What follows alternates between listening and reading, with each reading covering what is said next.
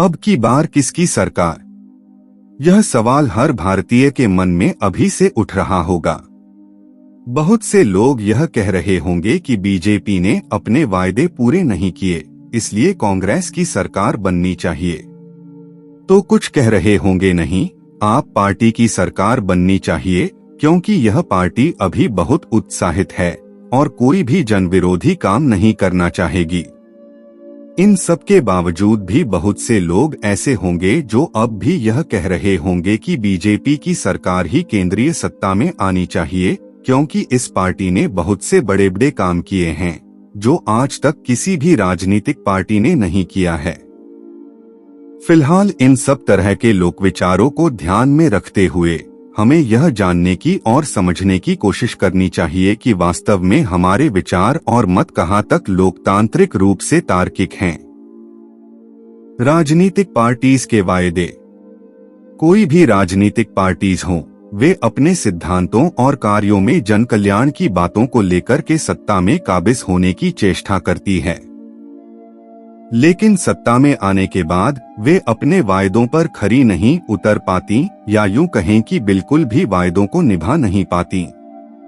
ऐसा क्यों? ऐसा इसलिए होता है क्योंकि हमारे संविधान में इस मामले में ऐसी कोई व्यवस्था नहीं की गई है जिससे जनता स्वयं सरकार को खरे काम न कर पाने पर आड़े हाथों ले सके। आड़े हाथों लेने का कार्यभार केवल संसद और विधानसभाओं के सुपुर्द कर दिया गया है। संवैधानिक व्यवस्था के अनुसार जो भी राजनीतिक पार्टी सत्ता में आती है, अगर वह अपने कार्यों को सही तरह से न करे तो विपक्षी पार्टी उस सरकार को गिराने के लिए संसद या विधानसभा में उस सरकार के खिलाफ अविश्वास मत को इकट्ठा करने की कोशिश करती है। यह प्रक्रिया संवैधानिक है और दिखने में एक बेहतरीन व्यवस्था लगती है।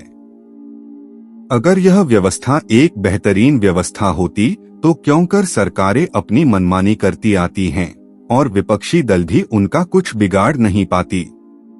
क्या इस विषय में हमने कभी सोचा? नहीं न। अगर नहीं सोचा तो अब हमें इस मामले में सोचना चाहिए। हमें सोचना चाहिए कि कहाँ हम लोग या संसद या विधानसभाओं के सदस्यगण कमजोर पड़ जाते हैं।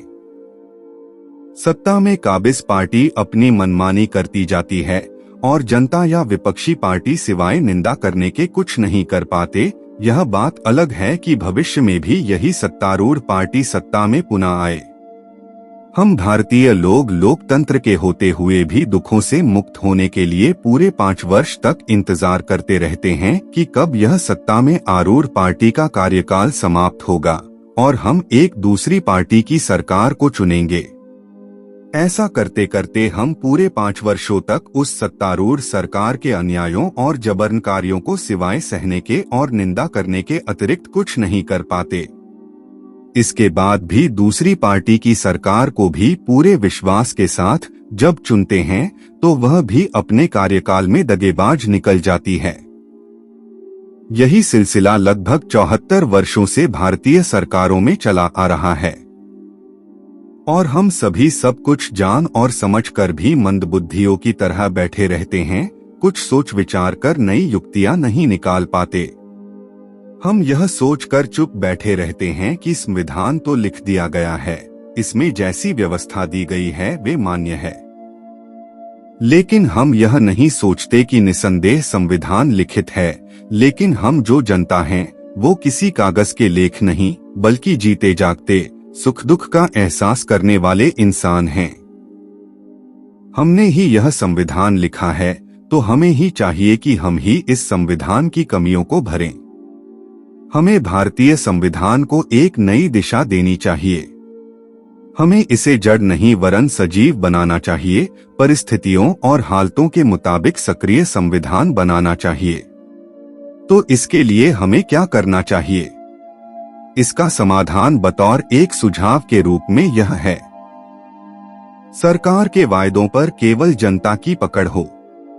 जब कभी कोई राजनीतिक पार्टी सत्ता में आने के लिए जनता से जो लुभावने वायदे करती हो तो जनता को संवैधानिक रूप से ऐसी व्यवस्था तय करनी चाहिए जिससे उन लुभावने वायदों की पकड़ केवल उन्हीं के हाथों में हो, न कि संसद या विधानसभाओं के।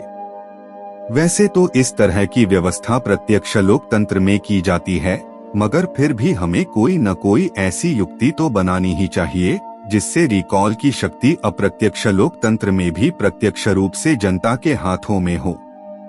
इस विषय में संविधान में कुछ संशोधन करने की जरूरत जान पड़ती है तथा इसे व्यवहार में लाने के लिए सर्वोच्च न्यायालय और चुनाव आयोग के हाथों अधिकार शक्ति सुपुर्द कर दी जानी चाहिए। संविधान में कोई ऐसी प्रक्रिया की व्यवस्था की जानी चाहिए जिससे वायदे पूरे न हो पाने पर जनता स्वयं उसी सरकार के कार्यकाल के दौरान हस्तक्षेप कर उस सरकार को सत्ता से हटा सके, यानी कि उस सरकार को रिकॉल कर सके। रिकॉल की इस प्रक्रिया में संशोधित संवैधानिक व्यवस्था जिसमें रिकॉल की शक्ति जनता के हाथों में हो, सर्वोच्च न्यायालय और चुनाव आयोग का ही हस्तक्षेप होना चाहिए, क्योंकि विगत 70 वर्षों से हमारे देश में विपक्षी पार्टीज जनता की ऐसी दयनीय हालतों के लिए सरकारों से खरी तरह से लड़ नहीं पाईं। अगर लड़ भी पाई हों तो भी इस तरह की दयनीय हालतों का परमानेंट निपटारा नहीं कर पाईं। इसलिए हर लोकतांत्रिक देशों के बुद्धिजीवी वर्ग को यह चाहिए कि वे इस तरह की कोई न कोई संवैधानिक व्यवस्था बनाए जिससे विभिन्न राजनीतिक पार्टीज के मध्य के टकराव सदा के लिए समाप्त हो जाएं। उनके बीच कोई किसी तरह की प्रतिस्पर्धा न हो और न ही संसद या विधानसभाओं में गुटबाजी का ही अस्तित्व हो। वहां पर केवल राजनीतिक पार्टीज हों जो केवल जनकल्याण की भावना से सत्तारूढ़ पार्टी की सहयोगी हों और उस पर गंभीर मामलों में अंकुश लगाने वाले हों।